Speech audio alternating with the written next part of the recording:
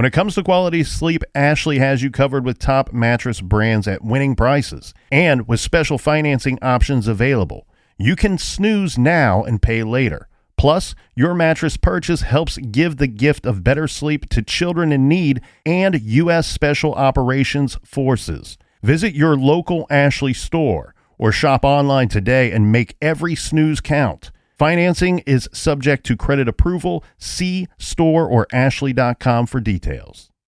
Whether you're making the same breakfast that you have every day or baking a cake for an extra special day, eggs are a staple in our diets. Eggland's Best Eggs are nutritionally superior to ordinary eggs, containing more vitamins and 25% less saturated fat. Not only are they better for you, but Eggland's Best Eggs taste better too. There's a reason that they're America's #1 eggs. Visit egglandsbest.com for additional information and delicious recipes.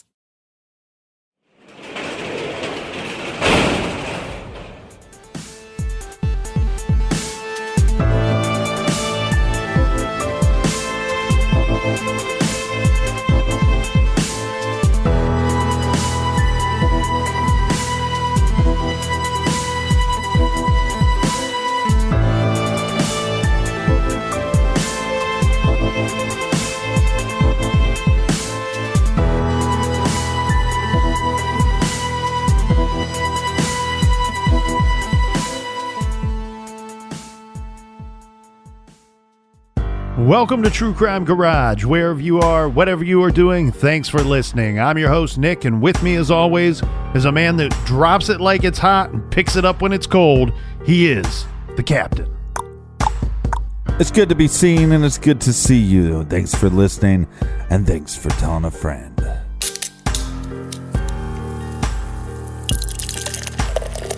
This week we are drinking Sneaky Wheat by the one and only Scofflaw Brewing in beautiful, and what a great sports city as well, Atlanta, Georgia. What is not sneaky about this wheat beer is the great flavor. Garage grade 4 out of 5 bottle caps. Even if you don't love wheat beers, try it anyway because you're going to love this one. It's an imperial American wheat with amazing taste. Lots of orange, citrusy goodness and hints of coriander spice, masking the strong but unnoticeable 8% ABV. And Sneaky Wheat was brought to us by all of you, but especially this garage crew. Let's go out to Minnesota and give a cheers to Kevin from Inver Grove Heights. He's very sneaky. And a big shout out to Lauren in Vancouver. Here's a cheers to Allison the Blonde Terror from Braceville, Illinois. And a big shout out to Jane in Spain. Next, a huge thank you and long distance cheers to Kiko Bang all the way in Seoul, South Korea. And last but certainly not least, a morning time cheers to John T. up in Kingston, Ontario, Canada. John says he has some purple drink for breakfast. All right, if you want to fill up the fridge with some purple drink, then you can go to our website, truecrimegarage.com, and click on the donate banner. And while you're there, check out the store page. We have new Army logo tees for both men's and women's. Mm-hmm. And we also restocked the Douche Canoe shirts and men and women, and we did a different color, so they're now purple and gold, so you want to check those out. All right, that's enough of the business. Everybody gather around, grab a chair, grab a beer. Let's talk some true crime.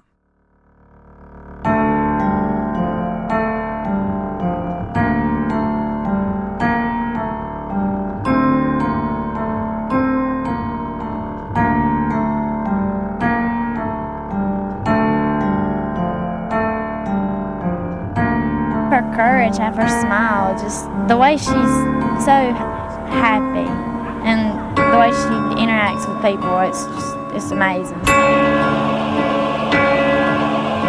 Tara Grinstead, Irwin County High School teacher and former beauty pageant contestant, had a huge impact on the tiny town of Ocilla, population 3,300. So much so that her disappearance almost 2 weeks ago has galvanized this community. Tara's older sister, Anita. I cannot even express how my family and our friends, the outpouring of love for Tara. We knew they loved her. 30-year-old Tara Grinstead was last seen October 22nd when she attended a local pageant. Her home sits locked, car in driveway, even her dog left outside. Only her purse and keys are missing, leading many to suspect she left with someone she knew. The GBI has interviewed Tara's ex-boyfriend of 6 years, as well as a former student who broke into her home recently. Yes, they've talked to these people, and you know, they're talking to several people, all the friends, families, work acquaintances.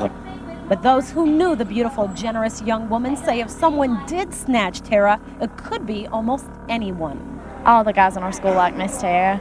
She is beautiful. She is somebody everybody wants to be like, so that might have something to do with it. If someone had come there and said one of your students is in trouble or one of your teachers needs your help, she would have gone.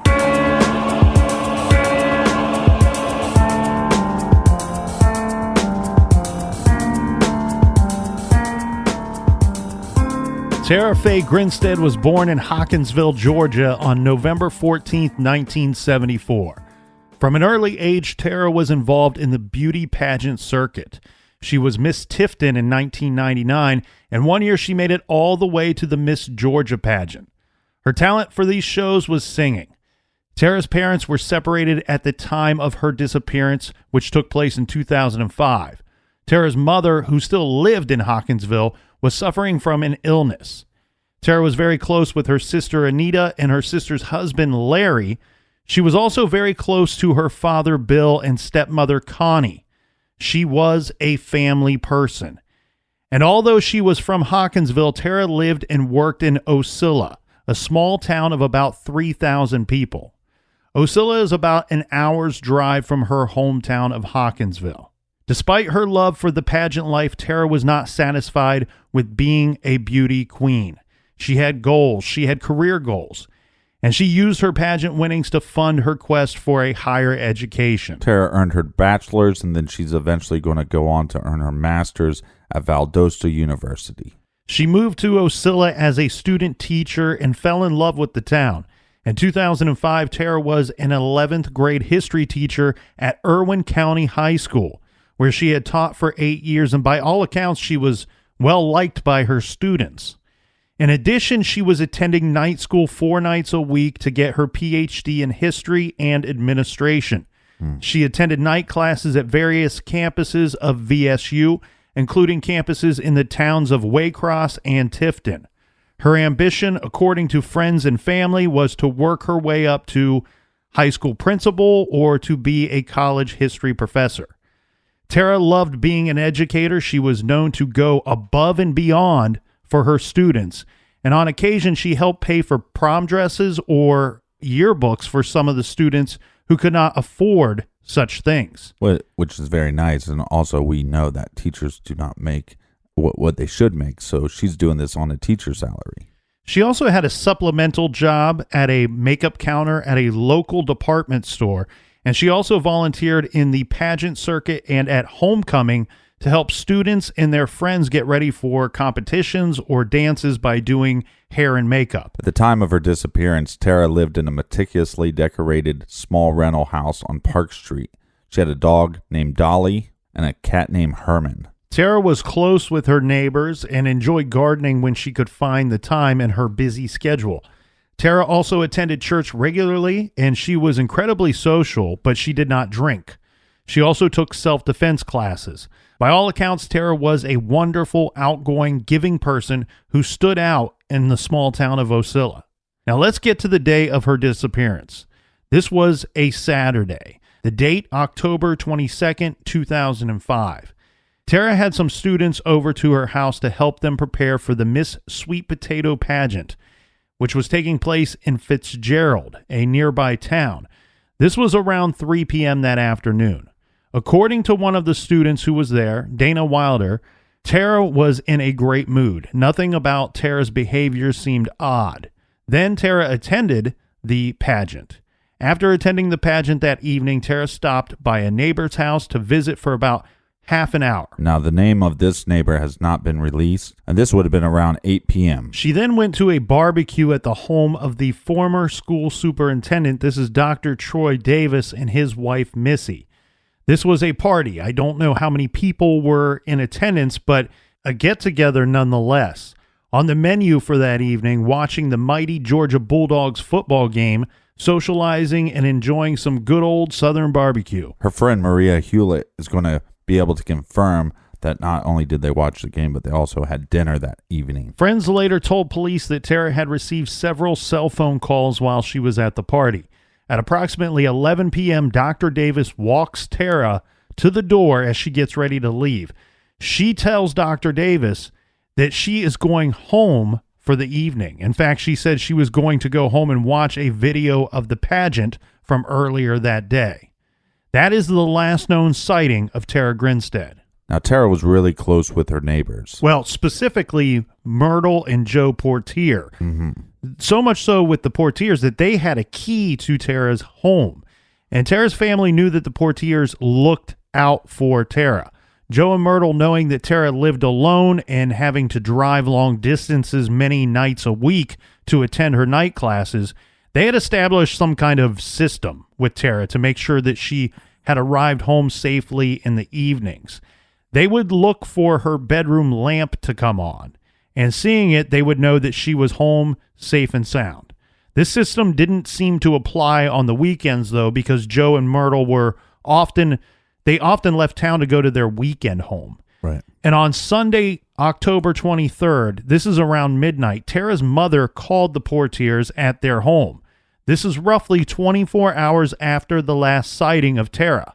Her mother had told them that she was unable to reach her daughter and asked them if they had seen her that day. They said that they had not seen her. However, because they were out of town, this wouldn't have been unusual. Right. But that her car, Tara's car, which is a pearl-colored Mitsubishi 3000 GT, it was parked in the carport at Tara's house when they had returned from their out-of-town stay. The next day on Monday morning, October 24th, Joe Portier noticed that Tara's car was still at her house, but there didn't seem to be any sign of Tara herself. He walked to Tara's house, knocked on the door. There was no answer. He knocked several more times. He checked the door was locked. Joe was concerned. He called the high school and he asked about Tara. Had they seen her? Had they heard from her?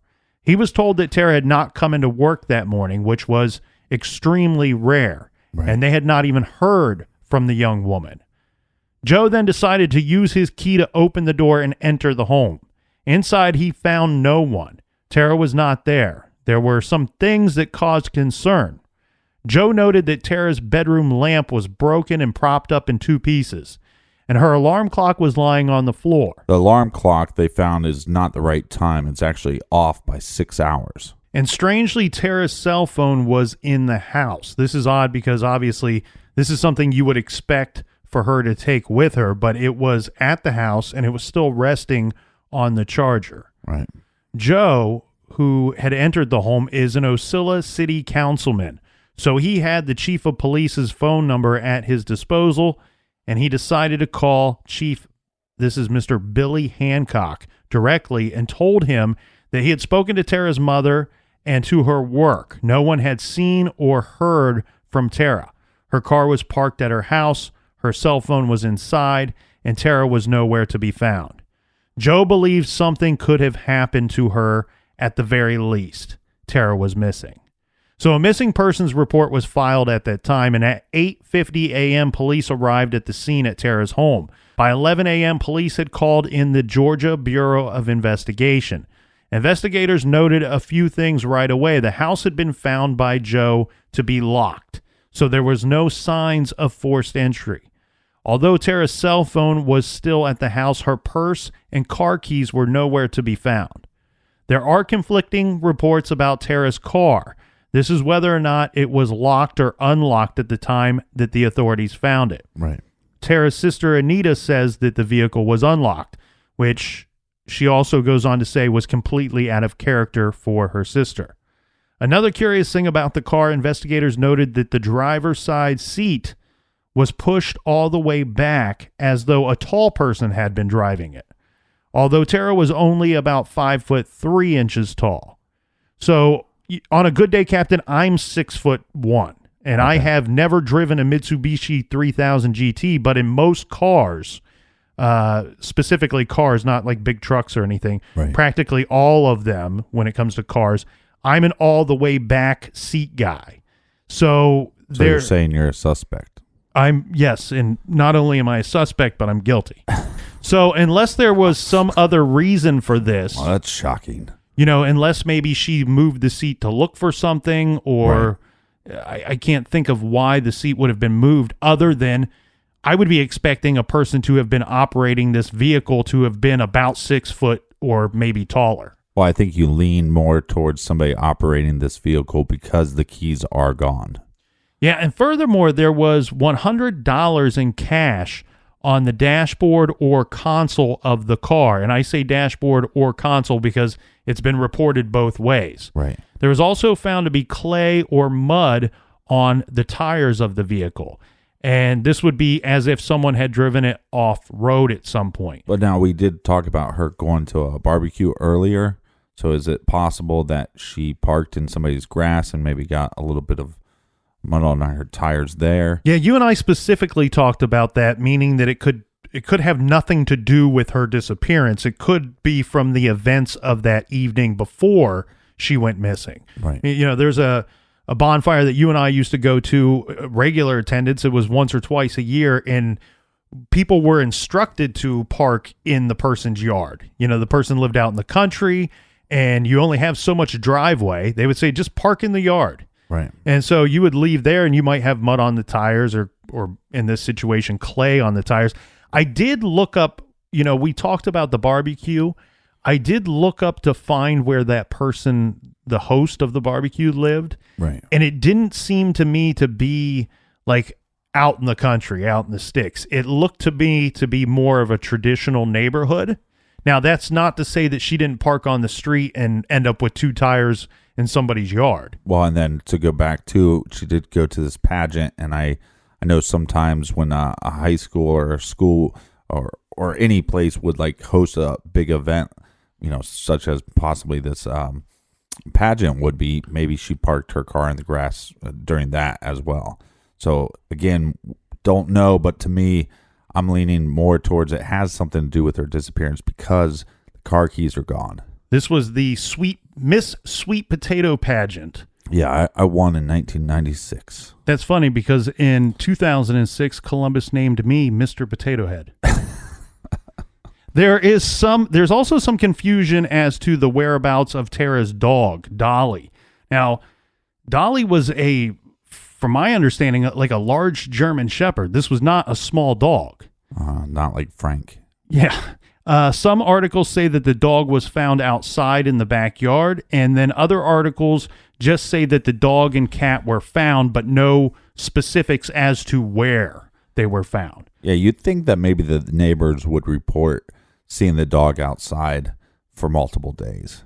I don't know how the portiers... So from the portier's house, you can see Tara's home, and you can see most of her yard, because the way that they're situated, you should be able to see the front and backyard of her home from some of their windows. Right, but they wouldn't know this because they were out of town. I'm just wondering if there was other neighbors that would have noticed the dog being out for multiple days. It seems to me that people just lean towards the idea that the dog was outside.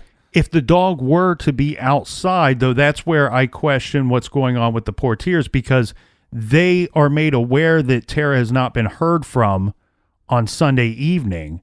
They would have seen the dog outside. They don't report that to her mother. Hey, we saw the vehicle outside. Right. But they don't state that, hey, everything must be fine. She's clearly let the dog out. But by the time she was found on Monday morning, then that dog would have been out all night long, which would have seemed suspicious to me, unless that was a regular thing for her. Who knows? I mean, it was a fenced-in area, I'm guessing. Everybody lives different lives. The important thing here, though, Captain, is that would Tara's abductor or would-be abductor put the dog outside to, because German Shepherds are by nature aggressive dogs. Right. This is a dog that probably would have eagerly protected her should she have been attacked or abducted from inside the home or near the home. Finally, the other strange thing about the crime scene is a business card was found tucked into Tara's front door with the name Heath Dykes on it. Now, police were quick to state that they did not suspect foul play, saying that nothing they had found led them to the conclusion that something had happened to Tara. Her disappearance would continue to be investigated as a missing persons case. Tara's family, however, disagreed with this. Tara's sister, Anita, said Tara would have never gone anywhere without her phone, would never leave her pets alone for a long period of time, presumably over 30 hours or so by the time Joe entered the home, and she would have never just not have shown up to work. It was just totally out of character for her sister. Now, Anita said it looked like someone had attempted to make Tara's bed. Apparently, Tara was quite particular about how she made the bed or how the bed was made, and it was not found in the manner that her sister would have expected to find her bed. And there were clothes on her bedroom floor. Anita said that Tara had she made the bed, she would have never left the clothes on the floor. Now, the clothing that was found on the floor, this is the clothes that Tara was seen wearing on that Saturday evening at the barbecue. Anita also identified a few more missing things. There were earrings Tara was wearing that day, which her friend, Miss Davis, recalled having seen Tara wearing them at the barbecue. These earrings were not found. Also missing were a pair of sweatpants and a T-shirt. These are items that are believed that Tara would usually wear to bed and had slept in. Also, after further searching the house, pieces of a necklace Tara had been wearing on that Saturday were found under the bed. Anita later went on Fox News and the CBS Early Show to bring attention to her sister's disappearance and ask the public for help. All right, so it seems to me that Tara went to this barbecue. She comes home. She possibly lets her dog out, changes her clothes, gets out of the barbecue clothes, the daytime clothes, and she's going to slip into something more comfortable, but maybe she leaves the hoop earrings on because those are not found. At some point, we think that she was possibly wearing that necklace this day, and so that somehow came off and it's broken. Yeah, there were pieces of it found underneath her bed. So then we have this alarm clock that is 6 hours off. So does that tell us something? Was there an attack that happened and then the power went out on the clock and then it was plugged back in? And does that give us a time frame of when possibly she was attacked? It should, but there's no report on what time the clock was reading when found. Just that it was 6 hours difference. Yeah, I mean, it could be 6 hours earlier or after you would expect to find it. Tara's sister's theory in the early days was that Tara had got home from the barbecue and she was getting ready for bed and had been interrupted by someone possibly that she knew, perhaps a friend, student, or another teacher had possibly knocked on the door, interrupting her, and then at some course she is abducted during that evening. Well, and investigators are going to look at all possible angles of this, and it seems, one, did somebody, there's no sign of breaking and entering, so it's like, did somebody do that, or did she leave on her own? Yeah, the possibility of could she have just left? And this comes up because in the course of some interviews with people close to Tara, police discovered that Tara was in a fragile emotional state after the breakup of a very long-term relationship with her boyfriend. This is Marcus Harper. Right. Tara had apparently been distraught over aspects of this emotionally charged situation, one day becoming so overcome while driving that she had to pull over and call a friend for help. The next day, she called in sick to work, which was unusual for Tara. We'll discuss the former boyfriend Marcus Harper and their relationship in just a bit, but it was so widely believed that Tara was under a lot of stress. I mean, she's working 2 jobs and studying for a very demanding degree. Right. Her mother was ill. Perhaps the theory went it was all just too much for her and she wanted to escape. Well, on top of that, she's a family person and she's a sociable person and she's trying to be a pillar of the community. So you're talking about a lot of things that are weighing on her shoulders. Well, Tara's family would call BS on this theory. As we said, Anita pointed out that Tara would never go anywhere without her phone. She would never leave Dolly and Herman to fend for themselves. And it looks like she was just weeks away from completing her studies for another graduate degree, which would have meant a bump in salary of up to $10,000 for her. So why would she abandon all of her hard work? And furthermore, her family question, how would she have left in the middle of the night without her car in a town with little to no public transportation? It just didn't make any sense. Police quickly began to receive tips about the missing persons case, but nothing panned out. Investigators said they weren't ruling out the possibility that Tara had been abducted or had voluntarily took off with someone she knew. The Georgia Bureau of Investigation, or GBI, was brought in very early in this case, and within days, a massive search operation was underway.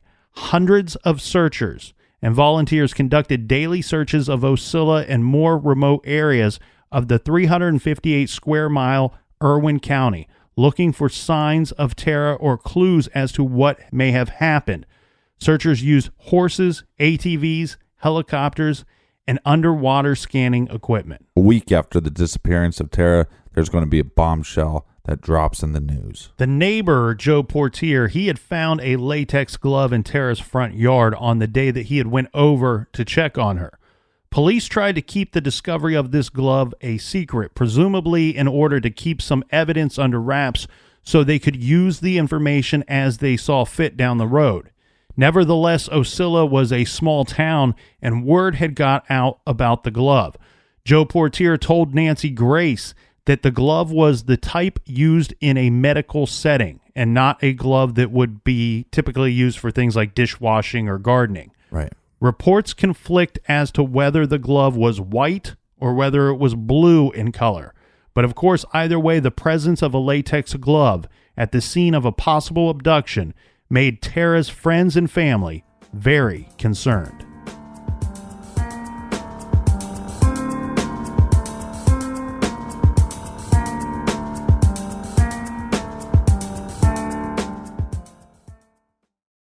This show is sponsored by BetterHelp. Do you look forward to the holidays? Maybe you struggle with seasonal blues. This time of year can be a lot, and it's natural to feel some sadness or even anxiety about it. But adding something new and positive to your life can counteract some of those feelings. Therapy can be a bright spot, something to look forward to make you feel grounded, and to give you the tools to manage everything going on. If you're thinking of starting therapy, give BetterHelp a try. It's entirely online, designed to be convenient, flexible, and suited to your schedule. Just fill out a brief questionnaire to get matched with a licensed therapist and switch therapists at any time for no additional charge. Find your bright spot this season with BetterHelp. Visit BetterHelp.com/garage today to get 10% off your first month. That's BetterHelp, HELP.com/garage. Whether you're making the same breakfast that you have every day or baking a cake for an extra special day, eggs are a staple in our diets. Eggland's Best Eggs are nutritionally superior to ordinary eggs, containing more vitamins and 25% less saturated fat. Not only are they better for you, but Eggland's Best Eggs taste better too. There's a reason that they're America's #1 eggs. Visit egglandsbest.com for additional information and delicious recipes. Rosetta Stone is the language learning program with a lasting impact. I've been using their app to learn French, and it's not just about memorizing words, but actually having real conversations. And it's not just French. They offer 25 languages. Right now, Rosetta Stone has an awesome holiday deal, 50% off their lifetime membership. Every language, unlimited access forever. For anyone keen on diving deep into a new language, check out rosettastone.com. It's a game changer.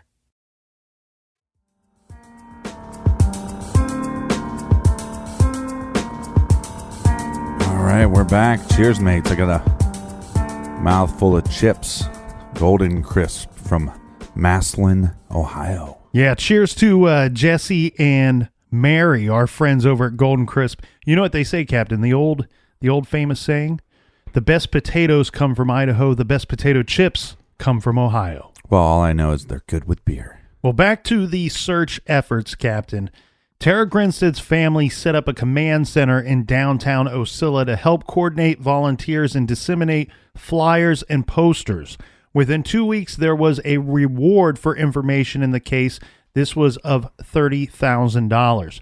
One thing that was not addressed at all was whether police used scent dogs to try to track Tara's scent. to determine whether she had left the house. What we do know is that search and rescue dogs were brought in about a week after Tara disappeared and searched areas near her home, this including ponds and wooded areas. Presumably, nothing was found. A woman's T-shirt was found during a search, but investigators ruled this out, saying it had nothing to do with Tara's disappearance. So 2 weeks after the last known sighting of Tara, news reports revealed that the police had interviewed scores of people who knew or who were connected to Tara. They were poring over Tara's phone records and checking her home and school computers. And by this point, they had polygraphed at least one person and were following up on undisclosed leads. But police still refused to categorize Tara's disappearance as the result of foul play. Tara's friends and family were beginning to give up hope that she would ever return home safely. Tara's family hired a private detective to look into the case. This investigator believed the car seat being found pushed back was a big red flag, as do I, as do you. Fears began to arise that Tara had been the victim of some inexplicable random attack by a stranger and that she was dead. Even so, the Grinstead family persisted and manned the Tara Command Center, pushing the Ocilla PD and the GBI for more searches. They were also passing out buttons with Tara's picture on them, and they even decorated Tara's house as if she were coming home. They decorated for Halloween, and they put up a happy birthday banner for Tara's 31st birthday, which took place in November of 2005. Yeah, and by December 2005, the law enforcement's going to have all their ground searches. They're going to declare those done. Yeah, and this would still have no signs of Tara. A press conference was held around that same time revealing that the reward money in Tara's case had jumped up to $200,000.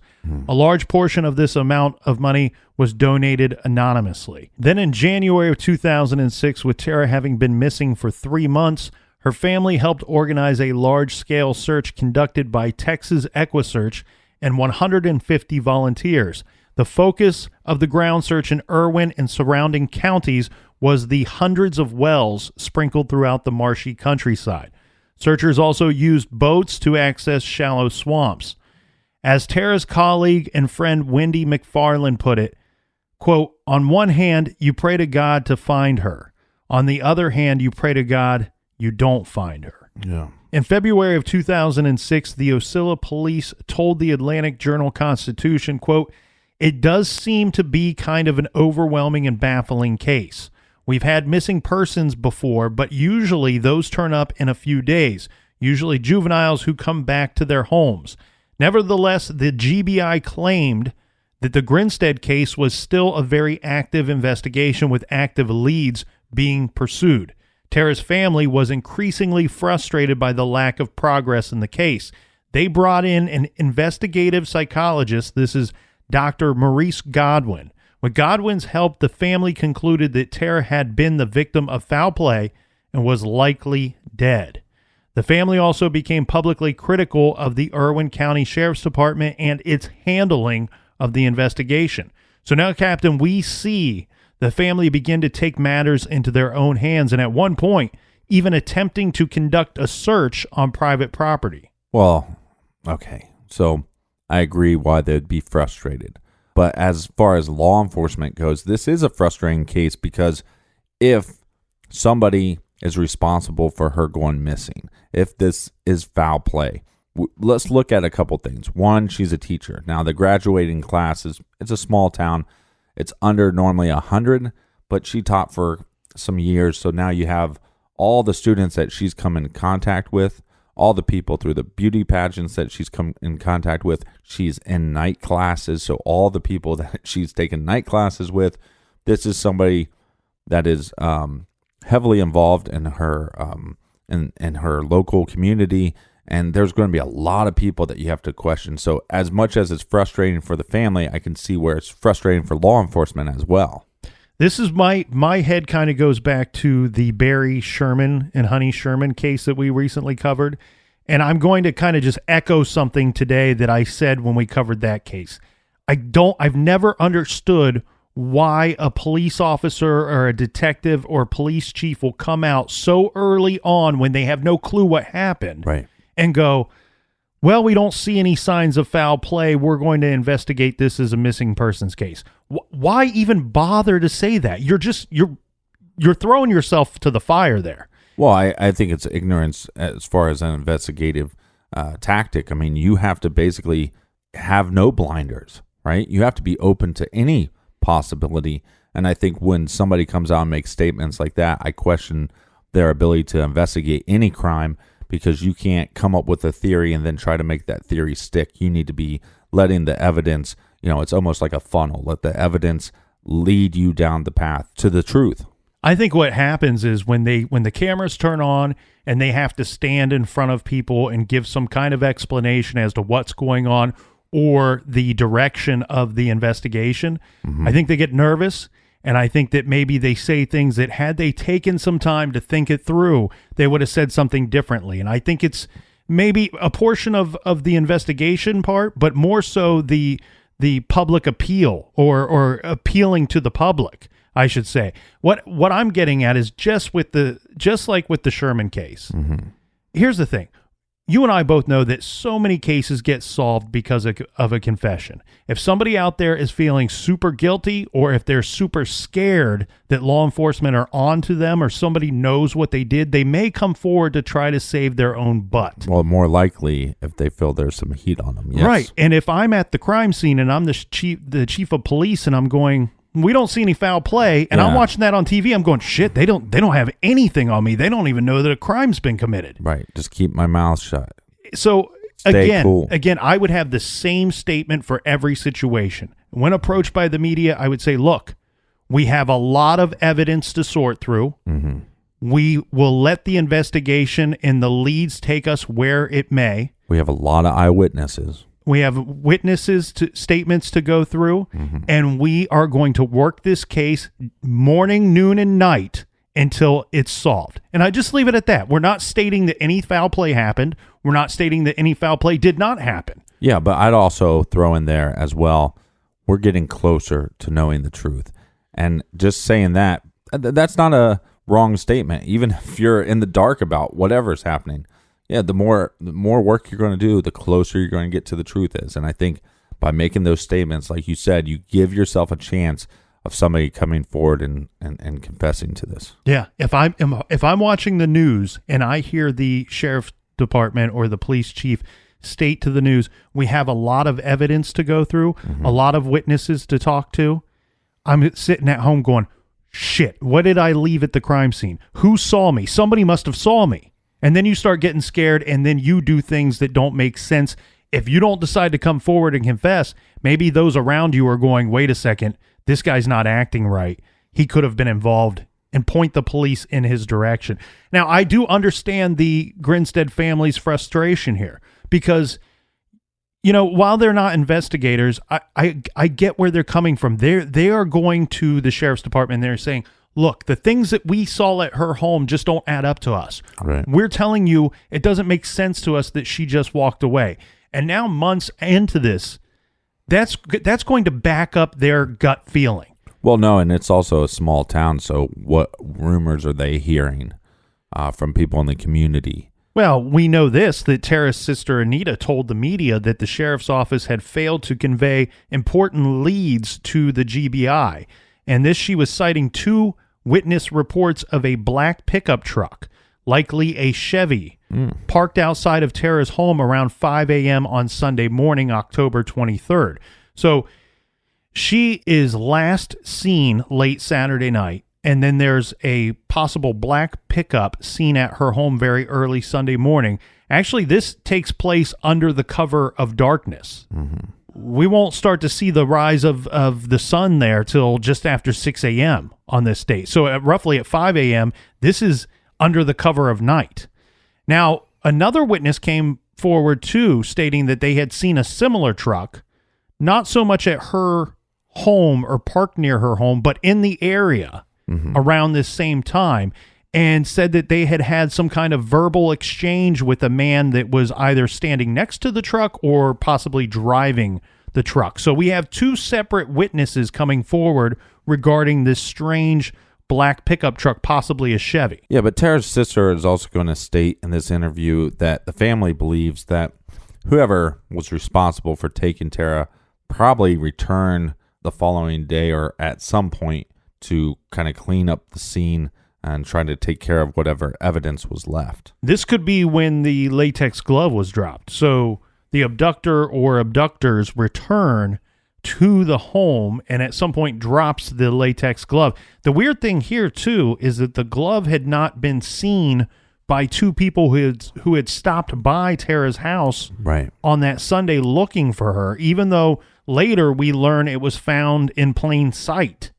So the glove was found in the front yard near the front stoop, but not until Monday when the police were on the scene. Yeah, but sometimes people just don't pay attention. So, well, also, I guess, this would lead the family to believe that this meant that the person who took Tara, that they returned, not only did they return, but it was possibly Sunday night because people had been there through the course of Sunday and not seen this glove.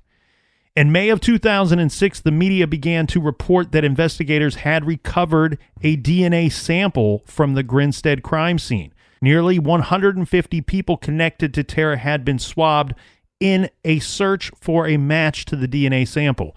The GBI refused to confirm the existence of the DNA or address this part of the investigation at all. But by 2008, as the case was in danger of growing cold, they were desperate for a break. GBI Special Agent Gary Rothwell revealed on CBS's 48 Hours that the DNA sample was found on the latex glove, and the sample belonged to a male.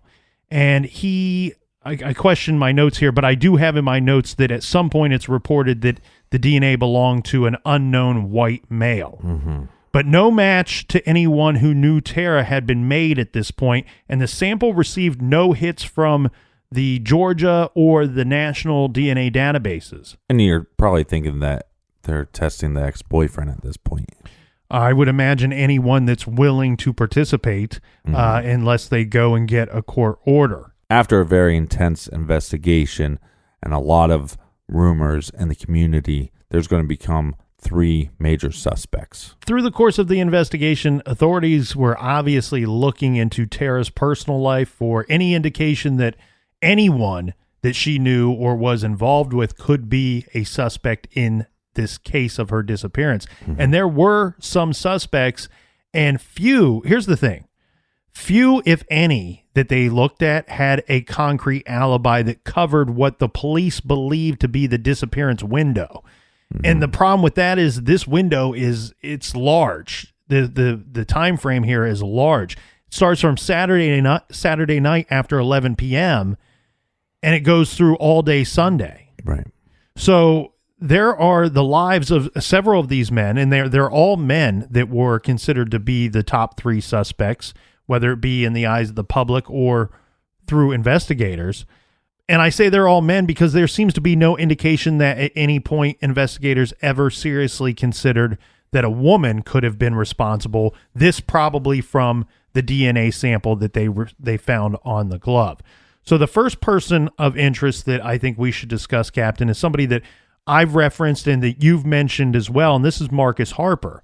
Marcus Harper was an ex-Ocilla police officer who had been Tara's boyfriend for about 5 to 6 years. There's some kind of conflicting reports on how long or how strong, let's say, the relationship was for over the course of that time frame. But Marcus and Tara were, by some accounts, inseparable. They were a typical small town love story. And I guess Tara assumed that one day they might get married, according to her friends anyway. Some people have stated that Marcus had a key to her home.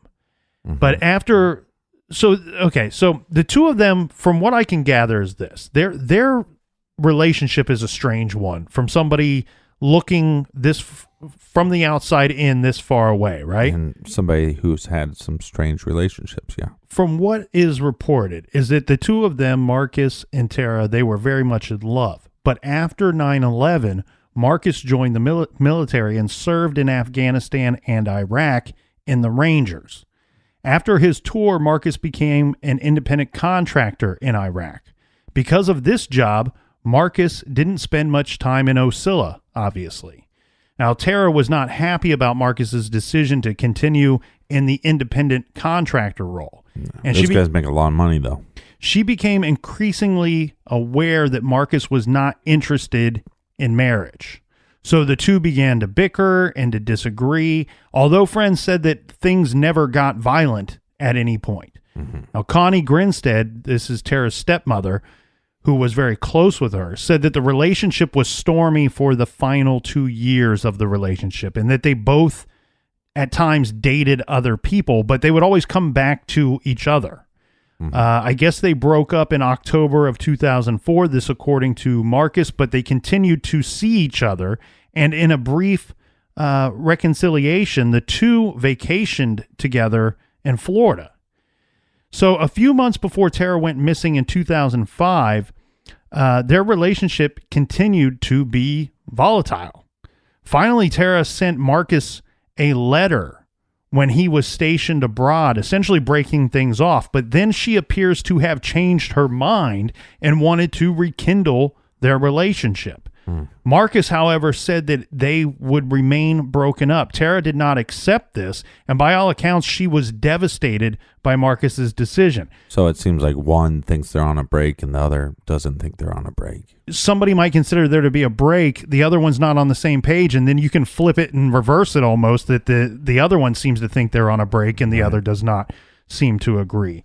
I guess she and Marcus continue to go back and forth about the state of things of their actual relationship, and at some point Tara even emailed Marcus's mother with some strange comments about something possibly happening to her or to him because of the breakup. Let me just put this out there. If you're in a relationship, adult relationship, once you start reaching out to friends and family members, it's probably past the state of no return.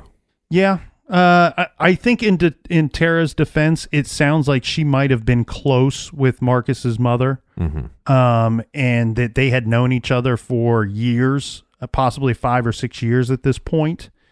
And from what I can gather, I know, I'm just saying that the chances of you talking to a guy's mother and then getting things turned back around because of that are probably slim to none. Oh, no, I 100% agree. I think she was trying to confirm that Marcus had received her communications because he was not replying to her. He was not saying anything back to her. People think this is a big red flag because he actually returns to town without any communication to her. And I kind of wonder if it's one of those situations where they talked multiple times after she, at some point broke it off while he's over there. And then maybe there was a conversation where he's like, look, this is just not going to work out. I'd like to remain friends. And then she's contacting him again going, hey, no, I really want this to work out. And he's like, hey, it's not going to work out. I just want to remain friends. And then when he went back to town, he just thought, you know what? What's the point of contacting her? I mean, you wouldn't necessarily just contact your ex just because you got back, because technically that's your ex. Right. Now, I'm going to go the different direction with it. That's fine. I actually think it was weird that he didn't contact her. Why? Because there's like 3,000 people live in this town. Mm-hmm. You're going to bump into the other person, maybe even relatively quick upon your return. Mm-hmm. You obviously cared for this person for years. In my opinion, I would at least say, hey, look, I'm going to be back in town. I wanted to let you know. I don't really want to see you, but I wanted to let you know in advance because I don't want things to be weird. Right. So, because am I wrong here though? Because things do get weird because he's back in town and she's unaware of his return. No, I just think it's a difference of opinion. I mean, I just don't find it that strange. I mean, if you guys broke up, then what's the point of contacting your ex when you return? At some point, Tara found out that he had in fact returned and he was dating someone. And according to Connie Grinstead, Marcus had told Tara that they were over for good. And remember, this is what we talked about before. This is when the situation happens that Tara is so emotionally distraught about the end of their relationship that she had to pull her car over when she was driving. She called a friend to come pick her up, and eventually she called in sick to work the next day. She also left work early at some point over the course of that week, and her sister Anita, who spoke with her daily and knew all about this situation with Marcus, said on CBS's early show that Marcus and Tara had a huge public fight the week before Tara disappeared, and this was about the relationship being over and about Marcus apparently seeing someone at that time. There are also some reports that one of the phone calls that Tara received during the course of the barbecue the night that she had disappeared at Dr. Davis's house, this would be around 10:30 p.m., was from a friend of hers who was at a local bar who had saw Marcus there and was just calling to let Tara know. Why do people do that? Hey, I'm out having a couple drinks and I saw your ex with his new girlfriend, and then called the person. That's a uppity loser. It's just weird, in my opinion. I mean, I don't know. I feel like that's like throwing fuel on the fire of her sadness, you know? Well, it's stirring the pot for both Marcus and Tara. It's somebody that's sitting at a bar. And keep in mind, we're going off of just this very simple statement of, I'm sitting at a bar, I see your ex-boyfriend here, I'm going to call you just so you know that he's here. Right. There could be a lot more involved right. in this situation. But in my opinion, it's just somebody stirring the pot, throwing themselves into a situation that at least one of the two that were in the relationship didn't want to be in a situation where they had to have communication with one another. Right. So to jump in there seems to be ill-advised at best. So this Marcus guy, he doesn't have an alibi or a solid alibi for the night that Tara went missing. Well, that's actually not the case. Apparently, he has an alibi for that night. Marcus told police, and this was backed up by witnesses, that he was with his stepsister and her boyfriend and some other friends at a local tavern in Fitzgerald, which is 10 miles away, on the night of October 22nd. A friend's band was playing there that night. Now, we know this is very likely because one of Tara's friends saw him and then called her and told her, right? Right. So sometime after 1 a.m., he leaves this bar and he went to the Ocilla Police Department to find his buddy Shane Fletcher, who was an active Ocilla police officer. The police dispatcher notified Fletcher that Marcus was there and was looking for him. This was around 1:49 a.m. They met up and Marcus worked Fletcher's beat with him. During this time, they were seen by and spoke to several other people. Police records of the calls that came in that evening show that Fletcher and Marcus were responding to calls together, including a last call. The last call of that evening was at a 24-hour gas station, which concluded around 4:28 a.m. Apparently, I found this to be strange. Apparently, in Ocilla, this is a small enough town that ex-cops can go to a bar and then follow it up with hanging out with with an active police officer. And there's some reports that state that it almost gives the impression that Marcus was behaving as an active officer that night. Right. So after this ride along, Marcus says that he then went home and it's time to go to bed. It's almost 5 a.m. So while he can't account for his time after 5 a.m. on October 23rd, investigators had no evidence that he was any way involved in what happened to Tara.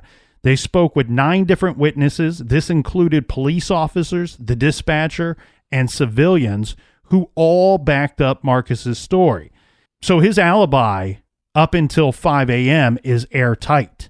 Now, his family, this being his mother and father, told investigators that he was with them on Sunday, and according to his lawyer, Marcus accounted to GBI for every minute of his time during the time from when Tara was last seen until she was reported missing on Monday morning. Despite the alibi, though, Captain, Marcus was the leading suspect in the eyes of the public. Yeah. In their eyes, Marcus could have conspired with his police officer buddies to cover up the murder of Tara. Right, and that would make sense why we found a glove. Well, further, he was trained in stealth tactics as a member of the Special Forces. So one could assume he could likely kill someone and possibly dispose of them, maybe even permanently. Rumors flew that Marcus had been jealous of Tara dating other men, and so that he had killed her. Now, on the advice of his attorney, Marcus appeared on TV as the subject of interviews. This was to clear up rumors and innuendo being leveled at him on social media and as the investigation dragged on. He was filmed in profile so as not to compromise his security in Iraq. In one interview, Marcus said that he and Tara never had the huge argument that Tara's sister Anita had referred to, this being about another woman that Marcus was dating. He said that the last time that he had seen Tara was about 9 a.m. on October 14th, so more than a week before she disappeared. This was when Tara had turned up at his house. Marcus said that Tara had threatened to commit suicide, though he added that she had returned later that same day and they seemed to work things out. She asked him for a hug and they both parted and went their separate ways with the understanding that that would be the last time that they hung out together. Now, according to a report that I found in Crime Library, Tara's friends and family dispute Marcus's allegations that Tara was suicidal. They say that after Tara left Marcus's on the 14th, she then went to a tanning salon and then hung out with relatives, and they state that that behavior was hardly, in their opinion, that of a suicidal depressive person. Well, I mean, his claims early on were they were pretty harsh. I mean, he was basically saying she pulled a Gone Girl. That he did not believe that she was dead, and they would have to actually, show him a body to prove that she was actually murdered. Well, and by all accounts, too, Marcus was helpful and cooperative with the investigation, even giving police a DNA sample, and it was determined he was not a match to the sample that they found on the latex glove. And he says he spoke to GBI 4 or 5 times, and he even let them search his truck using luminol. Now, Marcus not being named a suspect by authorities did not deter Tara's family from being convinced that he was somehow involved in her disappearance or murder. Right. According to Marcus, Anita outright accused him of harming Tara. The search that the Grinstead family members attempted of the private property, this is what we discussed earlier, was in fact on Marcus's property. This was in March of 2006. Tara's family brought cadaver dogs and volunteers to search the 100-acre area of land surrounding Marcus's home, which had not been searched by the sheriff's department. They did not have permission to be there. However, a neighbor of Marcus's had given searchers some permission to access his property, which butts right up to Marcus's. But apparently the Irwin County sheriff showed up, and they were threatening to arrest the searchers. This was in order to keep them off of Marcus's private property. Marcus did, however, agree to a subsequent search of his property, but he wanted this to be conducted by actual law enforcement. This did take place. He later declined to press any charges against the people that were trespassing onto his land. Now, this is a very tough situation to be in because you have a relationship that didn't work out. Now, who knows why, right? But you did care about this person at some point. So even if they're acting a little distraught or you're not in favor of how they're acting towards you, you still have feelings towards them and they go missing. But now it gets a little weird because everybody's pointing the finger at you.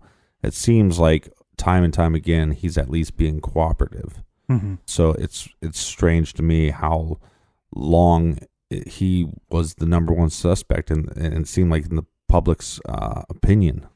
Well, it seems to me like he was always the number one suspect in the public's opinion. I question how long he was a suspect in the police's opinion. And because what I mean by that is his actions, I actually could not see him a way to be more cooperative. Mm-hmm. Okay, I can understand not wanting a random group of people showing up searching your property? What if somebody were to plant something? You don't know who these people, you don't trust them. Right. And him being former police, I can understand. He trusted the police and Right. he trusted the system, you know. And what he's going to do is say, look, I don't know who you people are, so you can't search my property. However, in the course of being fully transparent toward the investigation of this missing woman, I will allow law enforcement to search my property. The only thing there was one thing that I found weird here. Well, I should be fair to Marcus, because this is the shoe on the other foot kind of thing, right? So he did agree to take a polygraph test, but this was not administered by local law enforcement. He had, through his attorney, hired his own person to administer the test, and that was the test that was submitted to law enforcement. That seems a little strange, but saying that, if I were under the microscope, I wouldn't even agree to, even if I were, somebody asked me this a month ago. What if you were 100% innocent and you were being looked at in a murder investigation? I said, well, first, I would get a lawyer, and second thing, I would not take a polygraph test. And they said, well, why not? I said, because you have nothing to gain by taking the polygraph test. If you're completely innocent, you have nothing to gain from taking the polygraph test. Yeah, but sometimes lawyers will have their clients do it just so the lawyer gets a read on the client. Yeah, and gets to charge the client a little extra shola. One final element that contributed to the public speculation about Marcus and gave rise to even more conspiracy theories. This would have been about 2 weeks after Tara's disappearance. There was some kind of strange big fire that took place on a nearby property. This is on Snapdragon Road. The fire destroyed a home and an SUV. The house, for whatever reason, was supposedly being caretaken by Marcus's buddy. This is Michael Langford, who was an active Ocilla police officer. Police took cadaver dogs through the burned out scene. I have police listed in here, and I question if this was police or if it was an outside source. But at some point, search dogs or cadaver dogs did go to the scene of this fire. They stated that nothing was found in relation to Tara. There are reports out there that one of these dogs hit on something. Apparently that was most likely a septic line or some sewage. Needless to say, this connection between Marcus and this suspicious fire right after Tara went missing did not improve the court of public opinion, right? Right. And then let's go on to suspect number 2, shall we? This is a man named Anthony Vickers. Who is Anthony Vickers? He was a 20-year-old at the time of Tara's disappearance, 20-year-old former student of Tara's, who by all accounts had some kind of... all right, I say all accounts, but this is a strange thing, because there are some small reports out there that state he was obsessed with her. There are other reports out there, in Anthony Vickers' own words, that they were having an actual relationship at the time of her disappearance or shortly before. An intimate relationship. Yeah. Right. So, and there is actual accounts of them hanging out. So it's weird because you get kind of two sides of the story, but in the middle, you do have this scenario where she is hanging out with one of her former students. Yes. Well, and then you also have this strange thing with Anthony Vickers that took place in March of 2005 when Anthony was arrested for showing up at Tara's home. And apparently he's banging on the door demanding to speak with her. She's inside the home at the time, but refusing to answer the door. Inside the home with Tara was a male visitor. And I guess she finally opened the door. Right. And at that time, Anthony Vickers tried to forcibly enter the home. Let me in, like fear. And at one point, he grabs her arm. The male visitor at Tara's house was Heath Dykes, who is a Perry County detective. Ocilla PD was called, and Anthony cursed out the arresting officers. Tara pressed charges against Anthony. He was charged with disorderly conduct. And later, the charges were dropped. Now, that's not the story he tells people. The story he tells people is that he was over there hanging out. They got in an argument. One of the neighbors calls because they hears them arguing. The cops show up, and then he continues, because he's angry, continues to argue with the police officers, and then they have to arrest him. I don't know. I must have missed the part where he said that they were hanging out. But what I recall him stating to kind of clarify the situation is that he lived relatively close to, okay, so the police department, Ocilla Police Department, is relatively close to Tara Grinstead's home that she's renting. And that at some course, the neighbor, like you said, the neighbors called the police. So he would be unaware that the police were on their way. Right. But whatever happened while he was there, according to Anthony Vickers, it was kind of over and done with in his mind. He felt like he had said what he wanted to say, regardless of how loudly he said it, that he was preparing to leave her home, that it was not going to escalate further, that he was going to leave her home. And as he was walking to his vehicle, the police showed up because they were so close. Right. Had she not lived in that close proximity to the police department, he would have been well on his way, and these charges would have never been brought in the first place. This is relatively close in time from when she went missing, right? No, this was in March of 2005. So, I mean, it's the same year. It's seven months before. Yeah. Authorities did interview Anthony very quickly after Tara's disappearance. Anthony also agreed to take a polygraph, and the Vickers family property was searched. Anthony maintained that he and Tara had some type of long-term romantic relationship. Those are his words, that they were keeping under wraps because it would damage Tara's career and reputation to be involved with a young ex-student. Keep in mind, at this time, he would have been one of her students just years before. Right. Now, none of Tara's friends or family support this thought that the two were involved together. And another wrinkle in this whole case is that regarding that incident of Anthony Vickers being arrested, one of the Ocilla PD officers responding to that situation at Tara's home was none other than Sean Fletcher. Remember, we said that this Sean Fletcher was Marcus Harper's cop buddy. Right. They hung out the night that she disappeared. And Tara later filed an official complaint against Fletcher because he violated his duty to protect her privacy regarding information that he learned during the course of performing his duties as an officer. So he told his friend about this student. Yes. Well, yeah, he tells Marcus at a later time that, hey, we showed up to your ex's house one night and there were two people over there. Heath Dykes was there, and two men. Yeah. And Anthony Vickers was outside, and the result was we arrested Anthony Vickers. I guess now would be the appropriate time to talk about Heath Dykes. And he's probably the most interesting suspect, I think. Yeah, Captain Heath Dykes, he was a married Perry, Georgia police officer who had dated Tara Grinstead when they were attending Hawkinsville High School together. So a former relationship with this person. He was also close with Tara's family. Now, it was Heath who was at Tara's home when Anthony Vickers was arrested for that disorderly conduct. We know that. In the course of their investigation, police heard from Tara's neighbors that Heath was a regular visitor to Tara's home, even though he had lived over an hour away. Some say that Heath would deliberately not park his vehicle in Tara's driveway, as though trying to avoid people noticing that he was there. Right. When Tara's mother could not reach her on that Sunday in October 2005, she did call Heath Dykes and asked him to check on Tara. Heath left Tara many voicemails that day and called her cell phone close to like 30 times over the course of the day.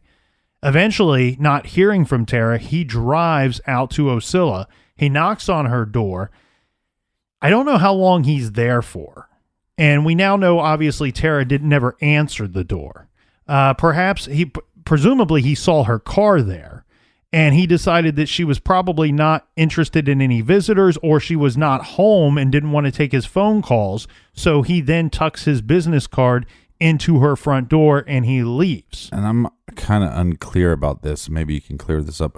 Are they romantic at this time? I don't think anybody has a clear picture of what their involvement was together. Okay. What is weird is that he would be responding to her mother, not knowing where she is. And we do know that at least on one occasion, regardless of what the neighbors say, whether he parked in her driveway or would park down the street and walk over, regardless of what they say, we know from Ocilla Police Department reports of the Anthony Vickers situation that at least on one occasion he was at her home. Right. For an unknown reason.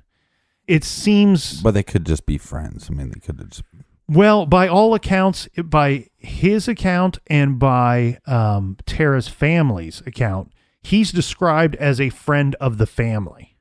Okay. So, like you said, he could just be friends with her. But of course, regardless, the public has a field day with the gossip surrounding Heath Dykes. Right. Now, Heath's alibi for that Saturday night when she was last seen, he was with his wife, who said that he was at home with her all night long. But he was also one of the people who had stopped by Tara's on Sunday. And yet, we don't know what time or when or why that latex glove was dropped at the scene.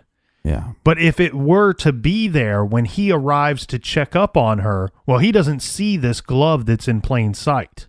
See, I always wondered that sometimes these law enforcement officers will carry latex gloves in their back pocket. And I always wondered if he, reached out because he left his business card. Did he reach into his wallet and accidentally pull out this glove? Mm-hmm. So I thought long and hard about this Heath Dykes character and what his involvement have been.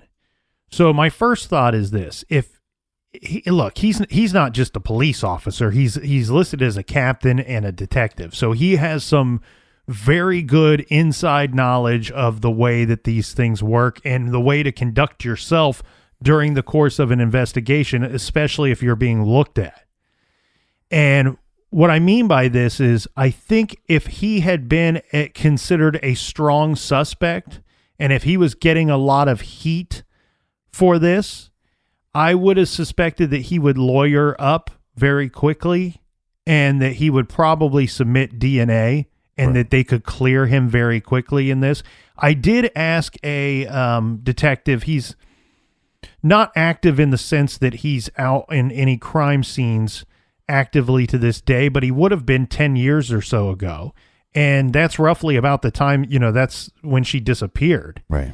And I asked him, I said, look, I would imagine, they have meaning law enforcement, they have your fingerprints on file. And they have people's fingerprints on file for any number of reasons. But if you're in law enforcement, they have your fingerprints on file. There is some thought that there was a fingerprint found at the scene. I didn't report on it because it seems to be sketchy if that is in fact true. Right. But we also have eyewitness accounts of him being at the house before then. So does a fingerprint mean that this guy's guilty? Right. So that leads you to want to know the situation with DNA. Mm-hmm. And that's why I say if he were innocent, he would get a lawyer. Well, even if he was guilty, he'd get a lawyer. But if he were innocent, he would submit his DNA very quickly and they could clear him and say that glove at least didn't belong to Heath Dykes. If the glove don't fit, you must acquit. So I asked this officer, I said, 10 years ago or even today, do you think that they would have crime scene technicians, detectives, police officers, if they would have those persons' DNA on file? And he said he didn't think that they would. And he knew that 10 years ago they did not. Well, this is also a very small community as well. So. Well, and he brought up something that we should point out is that it would be expensive to have everyone's DNA on file, first of all. Right. And second of all, I said, how do I know that? Because I told him, I said, here's my concern with this latex glove. I'm putting a whole lot of weight, and a lot of other people are putting a whole lot of weight into the evidentiary value of this latex glove, where it could just it was found outside. Right. If it had been found inside, I would put more weight to it. But outside, you wonder, is this just something that happens to be there and it's screwing up the whole investigation? Right, because people could be checking the DNA against that glove, and it doesn't match, and they go, okay, well, you're cleared. And this glove could have just came from a neighbor's house, or this glove could have came from who knows where. Well, and what I was doing when I was talking with this person was I said, I don't give him the name of the victim or the name of the case. That way he's not answering my questions with any preconceived thoughts or notions of his own. Mm-hmm.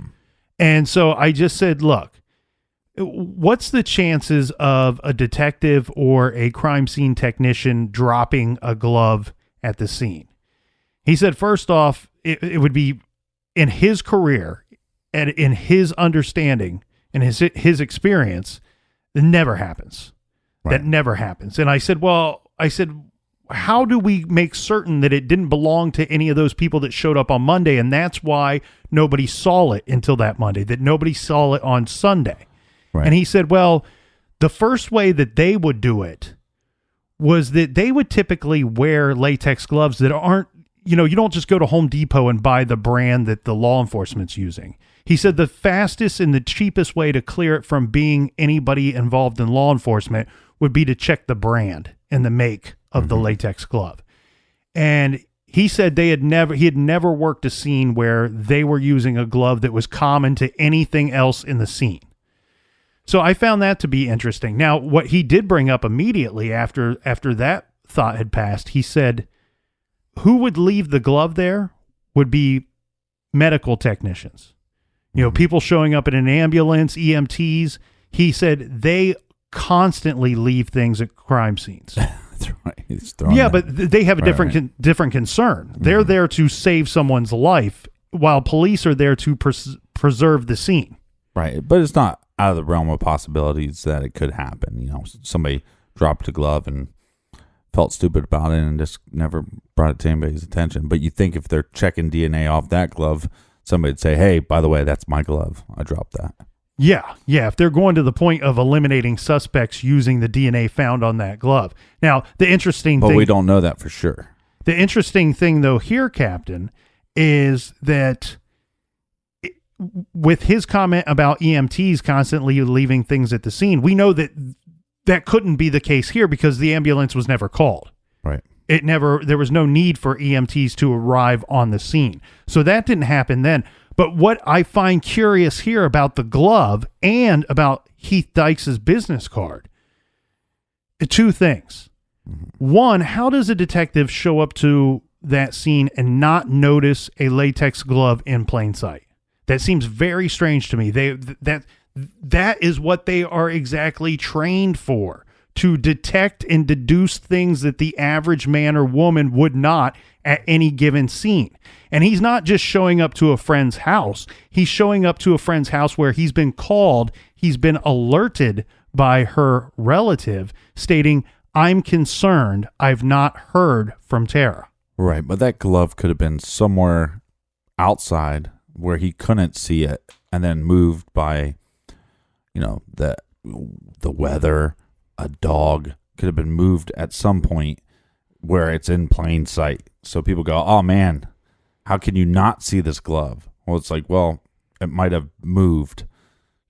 Doesn't mean that the perpetrator came back in between that time or anything. The glove itself could have just moved. Mm-hmm.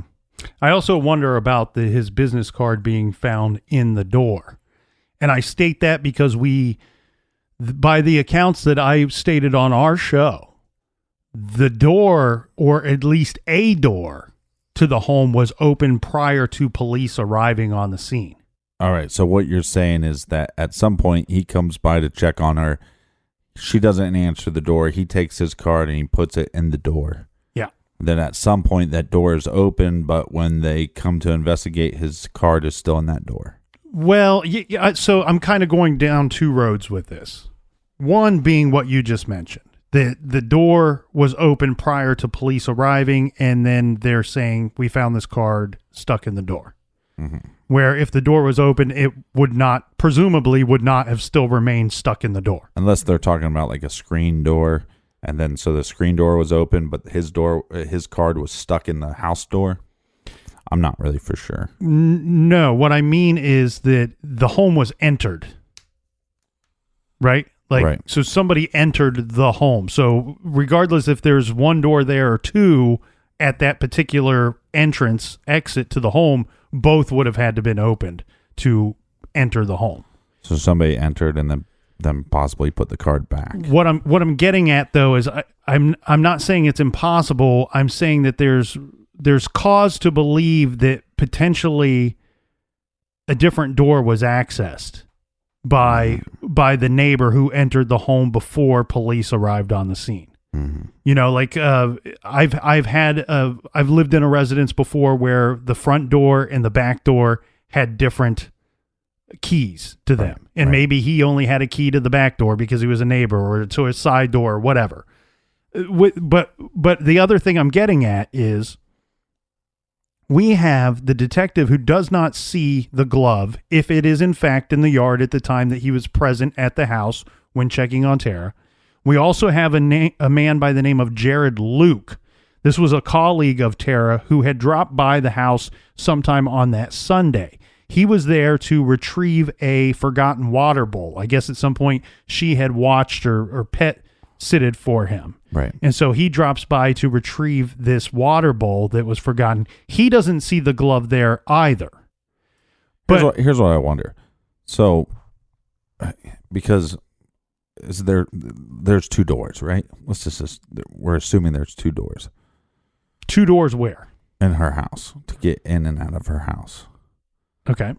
But the neighbor is friends with her. The guy retrieving the bowl is friends with her. The cop is friends with her. Mm-hmm. Some people's houses, like, I'd visit your house, your old house a bunch, and I'd probably use your back door the majority of the time. Right. So if somebody said, "Hey, Nick went missing, can you go check on him?" I'd say no. No, but then I'd go over and check on him, and then I'd probably knock on your back door. Right. So I just wonder if, depending on which door these people checked or didn't check or knock on, is that one of the reasons why they didn't see the glove? No, and I get what you're saying, but the route that I'm going down with this is that a lot of people are saying, "Hey, look, the glove ended up there after these two people went to the house."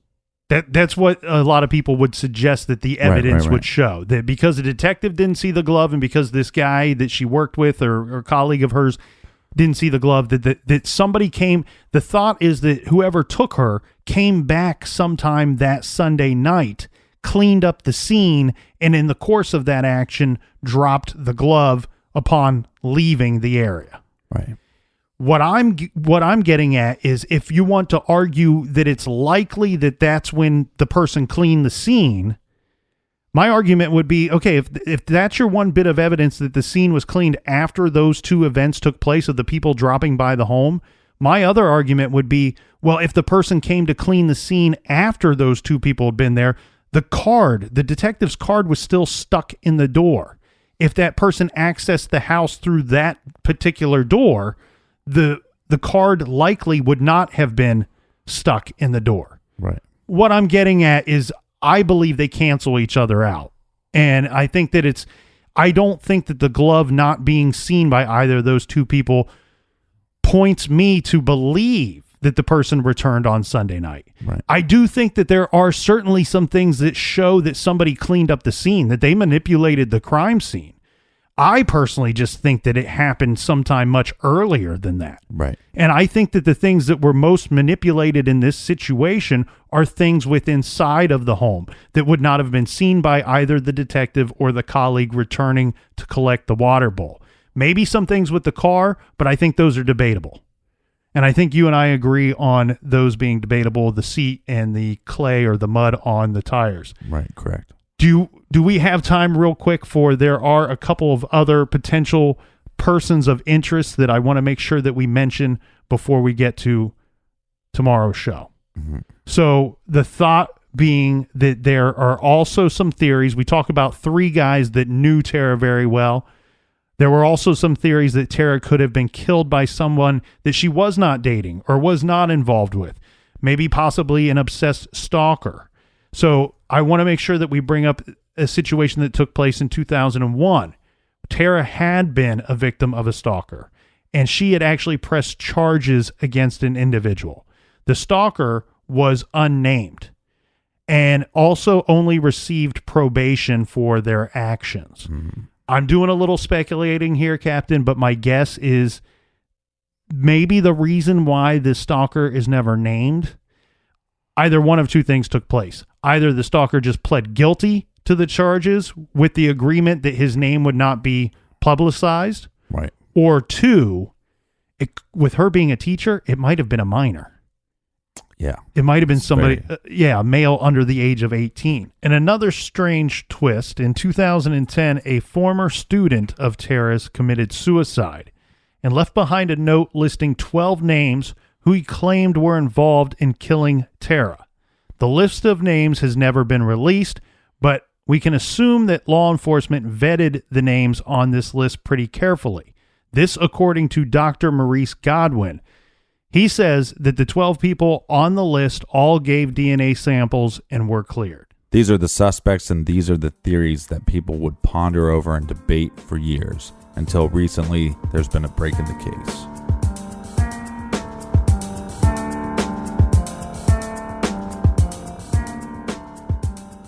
Until tomorrow, everybody out there, be good, be kind, and don't litter.